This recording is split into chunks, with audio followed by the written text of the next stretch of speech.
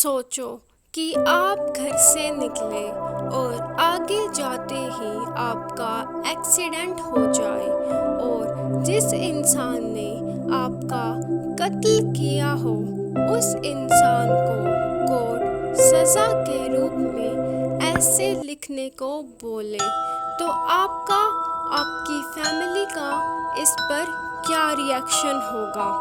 ऐसा ही कुछ हुआ हमारे आज के केस में। दिन था 19 मई 2024।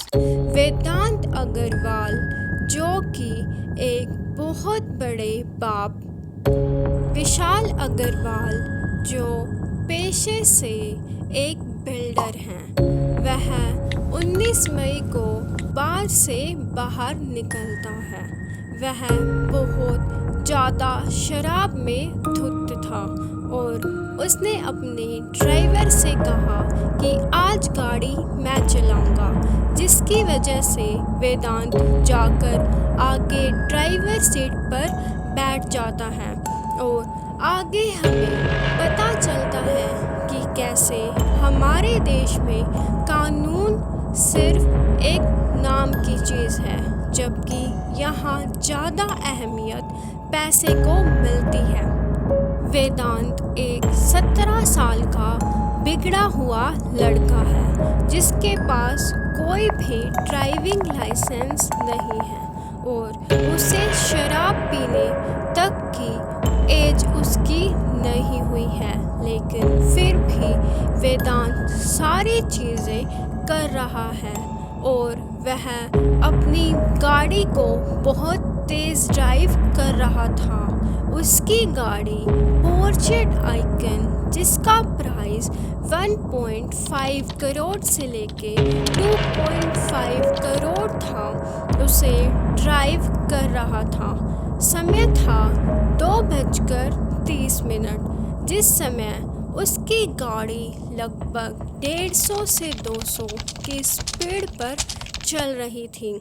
अचानक ही उसकी गाड़ी आगे से आ रही एक बाइक पर टकराती है, जिसकी वजह से बाइक सिर्फ गिरती नहीं बल्कि बाइक बुरी तरह से टूटकर बिखर जाती है। बाइक पर 2 लोग सवार थे, जिनमें एक का नाम था अंश अवात्य और दूसरी थी अश्विनी कोष्ठा। दोनों की उम्र सिर्फ 24 साल थी और दोनों ही सॉफ्टवेयर इंजीनियर्स थे। दोनों वैसे तो मध्य प्रदेश के थे, लेकिन अपने जॉब की वजह से वो दोनों पुणे रहते थे। टकरा जाने के बाद एक की ऑन द स्पॉट डेथ हो जाती है और एक हॉस्पिटल में जाने के बाद इलाज के बाद मर जाती है। और इसके बाद जैसे ही एक्सीडेंट होता है, वेदांत को आसपास की भीड़ गाड़ी से निकालकर मारने लग जाती है और थोड़ा मारने के बाद, क्योंकि हमारा एक भरोसा हमारे पुलिस और कानून पर है, जिसकी वजह से वो पुलिस को कॉल कर देते हैं।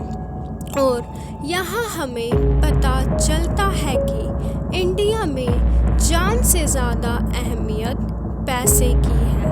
अगर आप एक गरीब फैमिली के हैं तो आपकी जान कोई मायने नहीं रखती। अब हमें पता चलता है कि पुलिस ने एक क्रिमिनल वेदांत को पिज़्ज़ा ऑफ़र किया और यहाँ तक कि वहाँ के एमएलए तक वेदांत से मिलने जेल गए।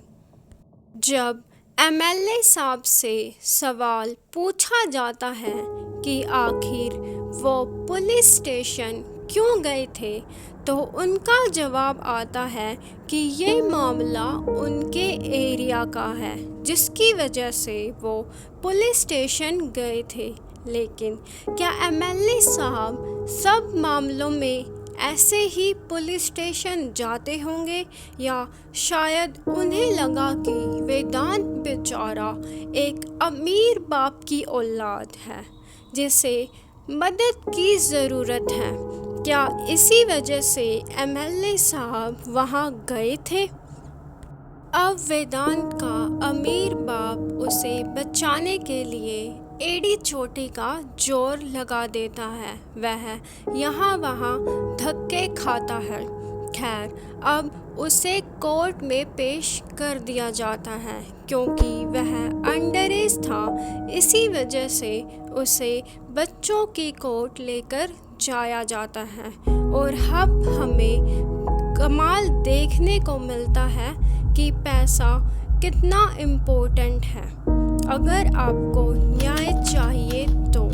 अब वेदांत को, जो 2 लोगों का कातिल है, उसे सज़ा के रूप में जुवेनाइल जस्टिस बोर्ड उसे ऐसे लिखने को बोलते हैं जो 300 पेज का था, जिसमें एक्सीडेंट क्यों होते हैं, कैसे होते हैं, ये सारी चीज़ें उसे लिखनी थी। इस केस से हमें पता चलता है कि सिर्फ रोटी कपड़ा मकान के लिए नहीं, बल्कि आज तो एक गरीब और मिडिल क्लास लोगों को अगर न्याय पाना है तो उन्हें न्याय के लिए भी पैसों की ज़रूरत है। यह केस हमारे जस्टिस बोर्ड से हमारा पूरा विश्वास हटाता है और हमें यह सोचने पर मजबूर कर देता है कि आखिर क्या हम जैसे मिडिल क्लास लोगों को कभी न्याय मिलेगा, या पुणे पोर्च जैसे केसेस आगे भी चलते रहेंगे। खैर, अगर आपको हमारी क्राइम स्टोरी पसंद आई हो तो please like, share and subscribe.